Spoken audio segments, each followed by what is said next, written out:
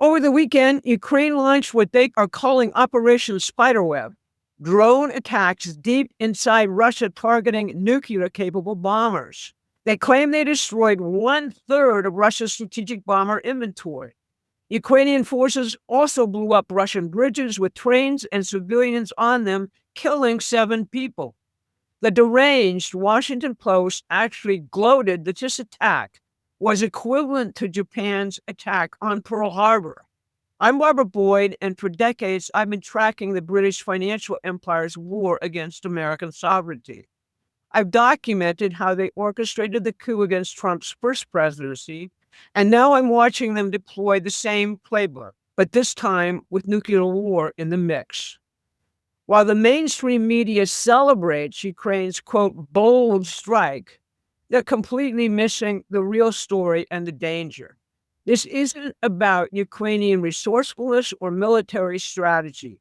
This is about a desperate British-led operation to drag us into World War III, timed perfectly with Wall Street's economic assault on Donald Trump's agenda. Today, I'm going to show you exactly how Operation Spiderweb connects to the bond market attacks on Trump's economic plan, why Senators Graham and Blumenthal need to answer some very hard questions, and most importantly, how we defeat both of these attacks on American sovereignty. Let's start with what Operation Spiderweb really is, because the name itself tells you everything you need to know about who's behind it. This attack has been planned for over a year and a half, according to the Ukrainian. It comes as Russia advances across all fronts in Ukraine, with Ukraine facing complete defeat within a few months. It's like the defeated forces taking a cyanide pill to avoid surrender, except this cyanide pill sets the world on a course toward nuclear war. The timing is everything here. The attack happened one day before peace talks commenced in Turkey, and they're still going forward. Think about that. Ukraine launches its most provocative attack ever, targeting nuclear-capable bombers just as negotiations are about to begin. That's not military strategy. That's not creating an advantage. That's sabotage. First, Ukraine said the U.S. green-lighted this. Then they said they alone did it. General Mike Flynn got it exactly right when he posted on X, quote, "If Ukraine is willing to conduct strikes with strategic consequences without notifying the White House, we are no longer allies with coordination issues. We are co-belligerents flying blind." This wasn't a bold action, it was brash. Ukraine's short-term win could be the world's long-term loss. But here's what Flynn was too diplomatic to say directly. This has the British fingerprints all over it. The PR name, Operation Spiderweb, is typical British military branding. There has been story after story about how deeply embedded British special operations teams are with the Ukrainians, about how the British are the real people running this thing. The British defense minister just prepared for their annual defense review by bloviating about how the UK has to urgently prepare for war with Russia. And here's the kicker. Senators Lindsey Graham and Richard Blumenthal were just in Ukraine slobbering all over Zelensky immediately prior to this attack. Graham praised the Ukrainian operation this morning and said, if you want peace, pressure China. He should have been denying any involvement by the United States. That's what Secretary of State Rubio did, I believe, in a direct conversation with Foreign Minister Lavrov yesterday. Graham claims 80 senators are ready to vote this week on new sanctions against Russia, completely ignoring President Trump's drive for peace. The question every American should be asking is, did Graham and Blumenthal know about Operation Spiderweb? Did they give Zelensky the green light for this madness? Because if they did, they need to resign from the Senate. Any senators aligned with them need to resign from what I'm calling the committee to blow up the world. This is exactly what Winston Churchill tried to do in 1945 with Operation Unthinkable, using captured Nazi divisions to attack Russia even before World War II ended. The British military rejected that plan as insane then, but the British Empire never gave up the idea of absorbing Russia into their system and are pursuing that now. Now, while Ukraine was launching missiles at Russian nuclear bombers, Wall Street and the City of London launched their own coordinated attack, this time on Trump's economic agenda.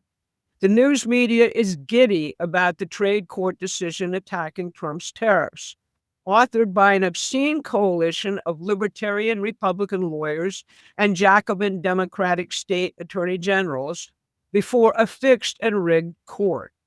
But that's just the opening salvo, and they are the frontmen. The real attack is coming through what they call bond vigilantes, the central bankers, large insurance funds, major hedge funds, and offshore money havens who dominate the bond market. They're deliberately roiling that market to make it prohibitively expensive for America to fund economic growth. Here's how they're doing it. They're claiming Trump's big, beautiful bill increases rather than decreases the deficit, and that this debt is unsustainable. They say this is creating instability in the bond market, making it way more expensive for the country to borrow money. Their argument is complete nonsense, and here's why. The Congressional Budget Office is calculating Trump's economic impact with rules that amount to using a Ouija board to plan your kid's future. The CBO assumes there will only be 1.8% GDP growth under Trump's policies. Think about how insane that is. Trump's team can already show 3 to 4% growth based on his tariffs, the trillions in new investment he's pulled into the United States, and the steps he's taking to rebuild our productive economy. Treasury Secretary Scott Bessent schooled a very hostile Margaret Brennan on Sunday's Face the Nation by showing her how Trump is already producing $4 trillion in new revenues that will neutralize the $4 trillion in new debt the CBO claims. Bessent pushed back hard, pointing out that everything the media and Wall Street said would happen because of tariffs hasn't happened. Inflation is down. The trade deficit had been cut in half. Real wages are up. Economic expectations are at all-time highs. So why are they doing this? Because these are the same people who left us with one working aluminum plant in the whole country. These are the people who made us dependent on foreign steel, something Donald Trump just began to turn around with the U.S. Steel Nippon deal in Pennsylvania.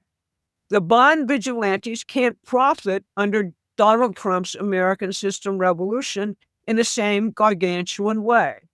They made their fortunes by sucking our economy dry, shipping our jobs overseas, and keeping us dependent on foreign production.